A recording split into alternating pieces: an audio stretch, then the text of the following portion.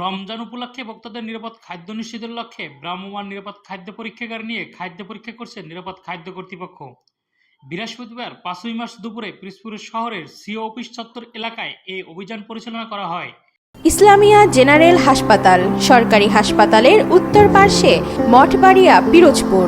আমাদের সেবাসমূহ: বিশেষজ্ঞ doctor chamber, সকল প্রকার অপারেশন, জরুরি ambulance service, digital x-ray, ECG, nebuliser, baby NICU, জরুরি অক্সিজেন সরবরাহ, সাধারণ ও VIP cabin, general ward, digital full HD ultrasono machine, TVS ultrasound echocardiogram করা হয়।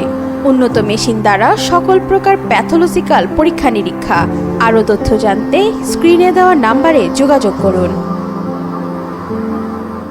এ সময় এই এলাকার দোকানগুলো থেকে খাদ্যের নমুনা সংগ্রহ করে তা ভ্রাম্যমাণ নিরাপদ খাদ্য পরীক্ষাগারে নিয়ে পরীক্ষা করা হয়।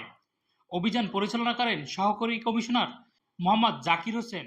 এ সময় আরও উপস্থিত ছিলেন পিরোজপুরের জেলা নিরাপদ খাদ্য কর্মকর্তা শামীম আহমেদ।